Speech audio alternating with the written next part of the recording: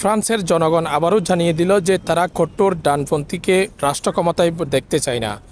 ইউরোপীয় পার্লামেন্টের নির্বাচনে বড় জয় পেয়েছিল ডানপন্থীরা। এমনকি ফ্রান্সের পার্লামেন্টের নির্বাচনের ক্ষেত্রেও প্রথম দফায় এগিয়েছিল তারা, কিন্তু রাষ্ট্র ক্ষমতায় যাওয়ার জন্য যে নির্বাচনের বিজয় নিশ্চিত করাটা সবচেয়ে বেশি জরুরি ছিল, সেখানেই পিছিয়ে পড়ল কট্টর ডানপন্থীরা। ফ্রান্সের দ্বিতীয় দফার পার্লামেন্টের নির্বাচনের ফলাফলে দেখা যাচ্ছে যে দেশটির কট্টর ডানপন্থী রাজনৈতিক দল ন্যাশনাল র্যালি আর এন সংখ্যাগরিষ্ঠতা অর্জন করতে ব্যর্থ হয়েছে। এমনকি তারা দ্বিতীয় অবস্থানেও নেই।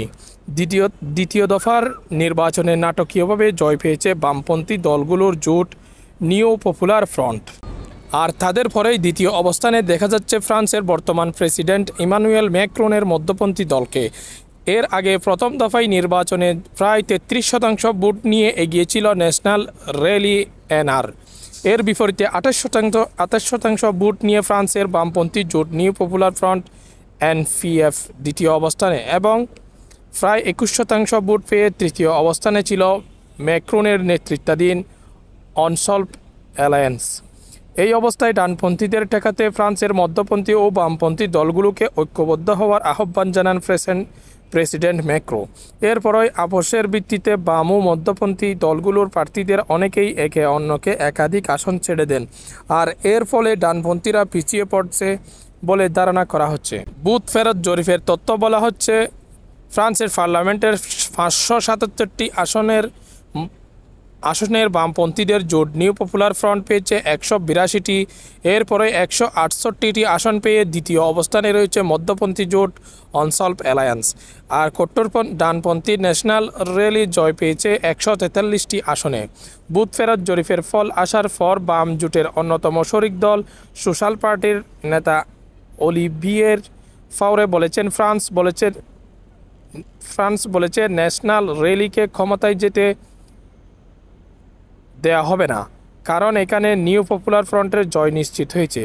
এদিকে নির্বাচনে পরাজয় স্বীকার করে নিয়ে ফ্রান্সের বর্তমান প্রধানমন্ত্রী গ্যাব্রিয়েল আতাল পদত্যাগের ঘোষণা দিয়েছেন। 2-1 দিনের মধ্যেই তিনি পদত্যাগপত্র জমা দিতে পারেন বলে জানা যাচ্ছে। অন্যদিকে ডানপন্থী দল ন্যাশনাল র্যালির নেতা মারিলা ফেন বলেছেন, এবারের নির্বাচনের ফলাফলের মধ্যে তিনি আগামী দিনের বিজয়ের বীজ দেখতে পাচ্ছেন।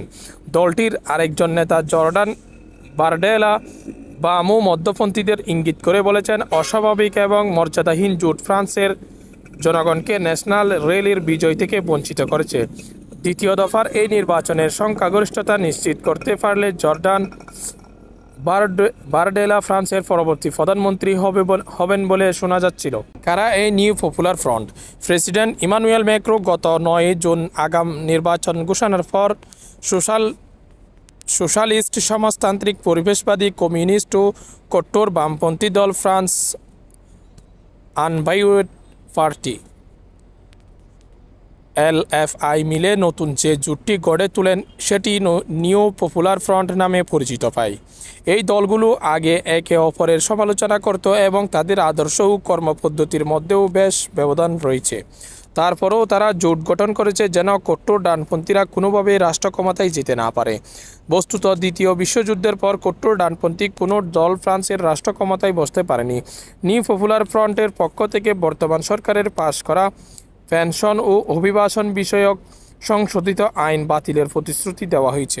সেই সঙ্গে অবৈধ অভিবাসীদের ব্যবস্থাপনা এবং ভিসা আবেদনের বন্দোবস্ত করার জন্য একটি সহায়তাকারী সংস্থা গড়ে তোলার প্রতিশ্রুতি দেওয়া হয়েছে।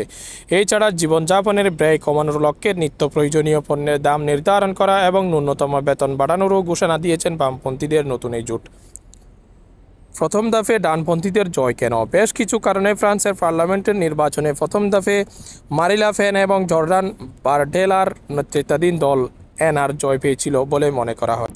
ডানপন্থীদের ওই বিজয়ে ফ্রান্সের ইতিহাসে রীতিমতো একটি ঐতিহাসিক ঘটনা, কিন্তু ফরাসিরা মারিলা ফেন ও জর্ডান বারডেলের নেতৃত্বাধীন দল এনআরকে নির্বাচনের প্রথম দফায় জিতিয়ে দেওয়ার মতো এত ভোট দেওয়ার প্রকৃত কারণ কি? ভোট দেওয়ার আগে যেসব বিষয়ে ভোটাররা বিবেচনা করেন তার মধ্যে উল্লেখযোগ্য হল জীবনযাত্রার ব্যয় সংক্রান্ত সংকট, যা তাদের ক্রয় ক্ষমতাকে প্রভাবিত করেছে।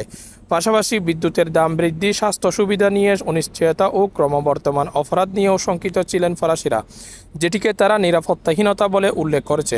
যদিও সামগ্রিকভাবে ফ্রান্সের অর্থনীতি ভালো, কিন্তু প্রধান শহরের থেকে দূরে বসবাস করা মানুষ বিবিসিকে বলেছেন যে তারা উপেক্ষিত অনুভব করছেন, কারণ সমস্ত তহবিল ও মনোযোগ শুধুমাত্র শহরগুলোকে ঘিরে। ফ্রান্সের কোনো কোনো জায়গায় বেকারত্বের হার অনেক বেশি, এটি 25% পর্যন্ত হয়ে থাকতে পারে বলে মনে করা হচ্ছে। দেশটির অনেকের জন্য আবাসন ব্যবস্থা বেশ ব্যয়বহুল হয়ে পড়েছে। বরাদ্দ সংকুচিত করার কারণে কোনো কোনো এলাকার স্কুলগুলো বন্ধ হয়ে গেছে এবং স্থানীয় স্বাস্থ্যসেবা কেন্দ্রগুলো বন্ধ হয়ে যাওয়ারও অনেকেই বিরক্ত। অধ্যাপক থমাস পিকেটি বিবিসিকে বলেন, উপেক্ষিতরাই ডানপন্থীদের দিকে ঝুঁকেছে। সর্বাধিক বিকৃত capital in the 21st century বইয়ের লেখক মি ফিকেটি চিহ্নিত করেছেন, ছোট শহরগুলোর শিল্প ক্ষতিগ্রস্ত হয়েছে এবং পরিষেবা পেতে জনসাধারণকে ভোগান্তির মধ্য দিয়ে যেতে হচ্ছে। ট্রেন লাইনগুলি বন্ধ হয়ে গেছে, হাসপাতালগুলি বন্ধ হয়ে গেছে। বড় শহরগুলো থেকে দূরে থাকলে আপনার শিশুদের শিক্ষিত করার কঠিন। সব মিলিয়ে প্রথম ধাপে বড় জয় পেয়েছিল মারিলা ফেন ও জর্ডান বার্ডেলের ডানপন্থী দল ন্যাশনাল র্যালি। তবে দ্বিতীয় দফে সংখ্যাগরিষ্ঠতা না পাওয়ায় শেষ পর্যন্ত ফ্রান্সের রাষ্ট্র ক্ষমতায় যেতে পারছেন না তারা।